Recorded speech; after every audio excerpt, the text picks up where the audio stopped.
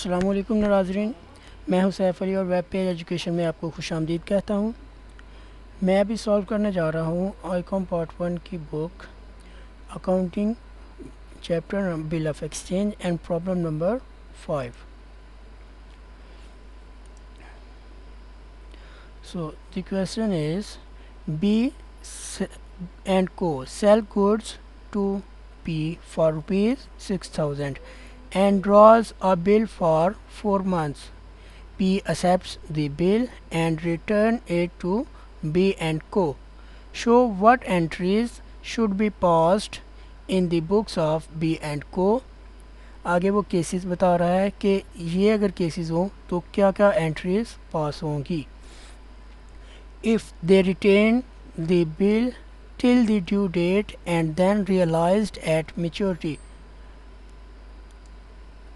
पहले केस में वो कह रहा है कि अगर वो बिल अपने पास रखते हैं मेच्योरिटी के टाइम तक, यानी कि जब तक उसकी डेट ड्यू नहीं होती, और जब उसकी ड्यू डेट आती है तब वो मेच्योर हो जाता है, यानी कि उसकी पेमेंट हो जाती है।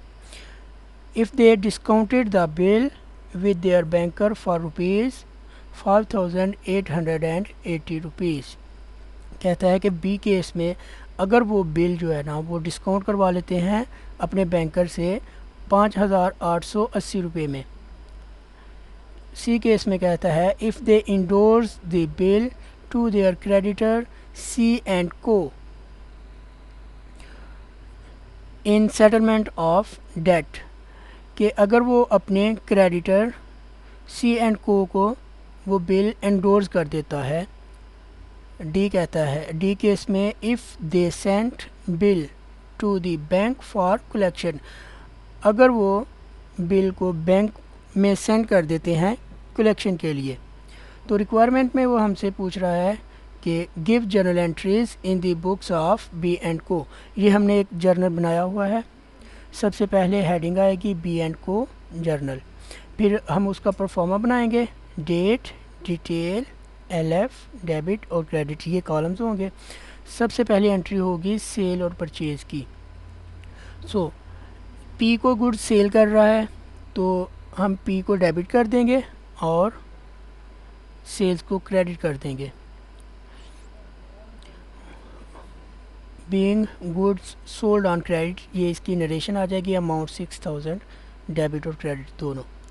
जब वो बिल एक्सेप्ट करेगा पी, तब ये एंट्री होगी bill receivable debit B and co के जर्नल में एंड पी क्रेडिट, क्योंकि पहले पी से उसने पैसे लेने थे, अब उसने बिल रिसीवेबल से पैसे लेने हैं।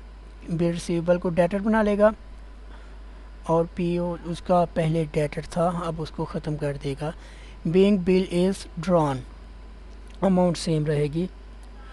अब केसेस स्टार्ट होते हैं। अब ए केस है, अगर वो बिल मेच्योरिटी डेट तक अपने पास रखते हैं और फिर वो रियलाइज़ हो जाता है तो एंट्री होगी cash debit bill receivable account credit. Being bill, इसकी नरेशन हो जाएगी being amount of bill is received 6,000। B case में जब वो डिस्काउंट करवाएंगे तब उसके बैंक में पैसे आ जाएंगे, और जो डिस्काउंट है expense always debited. Bank account debit, discount account debit और बिल रिसीवेबल अब चला गया तो वो क्रेडिट हो जाएगा। 5,880 से बैंक डेबिट हो जाएगा।